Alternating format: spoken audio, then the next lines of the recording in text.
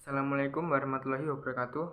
Perkenalkan, nama saya Muhammad Febri Indrawan dengan NIM 21105540012. Saya dari program studi ilmu komunikasi A. Di sini saya akan sedikit menjelaskan tentang teori-teori komunikasi massa. Yang pertama, kultural imperialisme teori. Kultural imperialisme teori dalam bahasa Indonesia, teori imperialisme budaya, merupakan hegemoni ekonomi, teknologi budaya dari negara-negara industri yang akhirnya menentukan arah kemajuan ekonomi dan sosial serta mendefinisikan nilai-nilai budaya di dunia.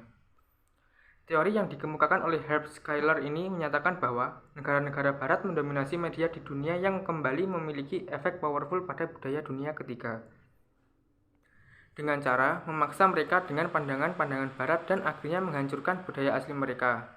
Negara barat memproduksi mayoritas dari media seperti film, berita, dan komik. Hal itu bisa dilakukan karena mereka mempunyai uang untuk memproduksi. Sedangkan negara dunia ketiga membeli produk-produk tersebut karena lebih murah dibandingkan dengan memproduksi sendiri.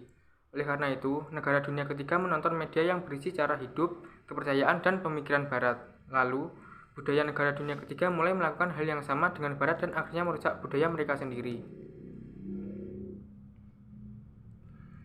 Sejarah. Istilah imperialisme muncul pada tahun 1990-an dan telah menjadi fokus penelitian setidaknya sejak tahun 1970-an. Istilah-istilah seperti ini, imperialisme media, struktural ketergantungan budaya dan dominasi, sinkronisasi budaya, imperialisme ideologi, dan imperialisme ekonomi merupakan istilah yang digunakan untuk menggambarkan gagasan dasar mengenai imperialisme budaya. Teori ini menjadi salah satu konsep utama di balik pergerakan untuk tatanan informasi dan komunikasi dunia baru, meliputi organisasi internasional seperti UNESCO dan fokus pada arus informasi di antara negara-negara di dunia. Pada saat yang sama, para pelajar mengusulkan pengelompokan berbagai arus dari penelitian kritis dalam komunikasi internasional di bawah imperialisme media. Salah satu di antara mereka adalah J. Oliver Boyd Barrett yang mendefinisikan imperialisme media sebagai proses di mana kepemilikan, struktur, distribusi atau konten dari media di negara manapun secara sendiri atau bersama-sama tunduk pada tekanan eksternal dari kepentingan media di negara lain tanpa pengaruh atau balasan serupa oleh negara yang terpengaruh.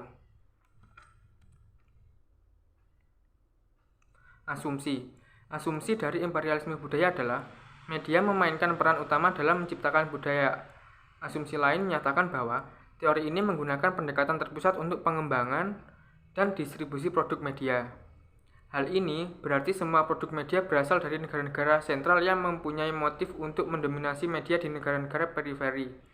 Esensi dari imperialisme budaya adalah dominasi oleh suatu negara ke negara lainnya.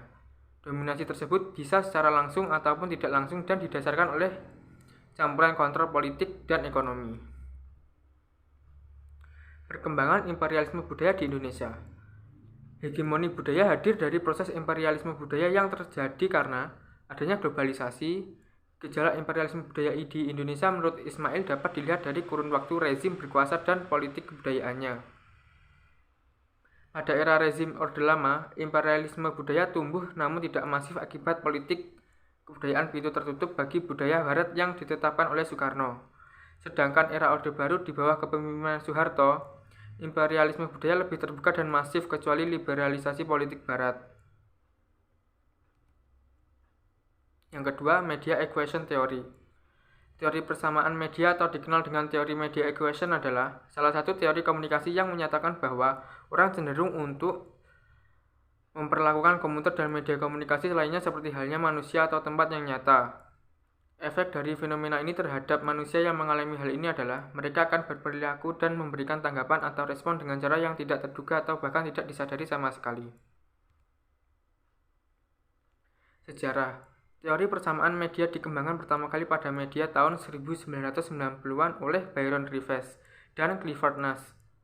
Mereka berdua adalah anggota dari Departemen Komunikasi di Universitas Stanford dan direktur di sekolah dari proyek Social Responses to Communication Technology. Dari hasil penelitian yang telah dilakukan, mereka kemudian berpendapat bahwa kita akan merespon media komunikasi, berbagai teknologi media, dan gambar-gambar yang dimediasi seperti yang kita lakukan pada orang dan tempat sungguhan. Cara kita memperlakukan media atau bereaksi terhadap media dalam hidup kita bukan sebagai alat semata, melainkan sebagai aktor sosial sejati yang memiliki implikasi penting. Hipotesis. Persamaan media didasarkan atas gagasan bahwa manusia akan menanggapi komputer secara sosial. Dalam bentuk yang paling sederhana, persamaan media dapat dinyatakan sebagai media sama dengan kehidupan nyata. Konsep ini menyatakan bahwa interaksi manusia dengan televisi, komputer, dan media baru pada dasarnya bersifat sosial dan alami. Untuk mengembangkan dan menguji hipotesis persamaan media tersebut, Baron Rivers dan Clifford Nash melakukan berbagai eksperimen selama tahun 1980-an sampai 1990-an untuk mendalami berbagai reaksi manusia dalam interaksinya dengan macam-macam media komunikasi. Kesimpulan yang bisa diambil adalah ilmu komunikasi memberikan penjelasan komprehensif mengenai fenomena perubahan budaya dan nilai-nilai dalam masyarakat sebagai akibat imperialisme kebudayaan yang ditransfer secara cepat oleh media massa. Sebuah strategi kebudayaan dibutuhkan merespon imperialisme kebudayaan dengan cara untuk terbuka mengambil nilai-nilai universal dalam semua bidang, baik ilmu, teknologi, ekonomi, dan budaya tanpa kehilangan jati diri sebagai sebuah bangsa. Satu hal yang tidak kalah penting yaitu menekankan khususnya kepada generasi muda bahwa budaya tradisional merupakan kekayaan nasional yang berharga dan tidak mengganggu proses pembangunan dan modernisasi. Sekian, terima kasih.